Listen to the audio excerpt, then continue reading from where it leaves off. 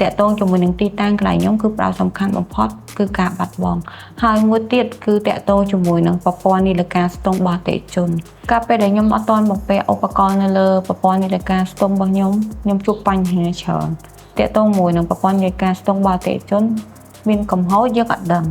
ថាវាកើតឡើងមួយប្រភេទណាយើងបដ ாய் ឲ្យនៃការខាតបង់ហ្នឹងវាកើនពីមួយខែទៅមួយខែពីមួយឆ្នាំទៅមួយឆ្នាំទីតាំងខ្លះបញ្ហាកំហុសហ្នឹងវាកើតឡើងរហូតដល់លើស10ឆ្នាំមានទីតាំងដូចជាមាន3 4ទីតាំងបញ្ហាប្រព័ន្ធនីយិកាស្ទង់ដែលមានកំហុសដំណើរការខុសប្រក្រតីហ្នឹង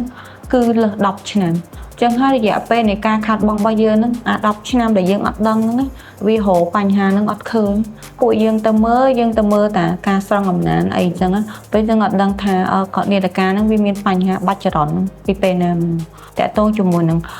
ចរន្តទី1ទី2របស់នីយិកាស្ទង់ដំណើរការបែបម៉េចប្រក្រតីអត់យើងអត់ដឹងពីចំណុចហ្នឹងទោះបីយើងព្យាយាមធ្វើការកែលម្អប្រព័ន្ធបណ្ដាញរបស់យើងមានការដំឡើងតាក់ទងជាមួយនឹងត្រង់សួរបន្ថែមយ៉ាងម៉េចក៏ដោយក៏ការបាត់បង់របស់យើងហ្នឹងក៏វាអត់ថមថយដែរវាថយដែរតែវាថយមិនដូចកម្រិតដែលយើងចង់បានបន្ទាប់ពីយើងតឡើងឧបករណ៍នៅលើប្រព័ន្ធនីយិកាស្ទង់ហើយដាក់ភ្លាមយើងដឹង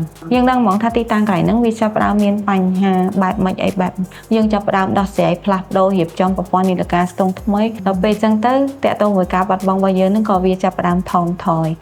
ទីតាំងណាមួយវាមានបញ្ហាគឺឧបករណ៍ DRS វាអាឡាជាសលេងឲ្យខ្ញុំព័ត៌មានឲ្យខ្ញុំដឹងអញ្ចឹងខ្ញុំអាចផ្ដល់ព័ត៌មានក្រុមការងារខ្ញុំទៅពិនិត្យមើលទីតាំងហ្នឹងបានទាន់ពេលវេលា VP Stars Innovation through Technology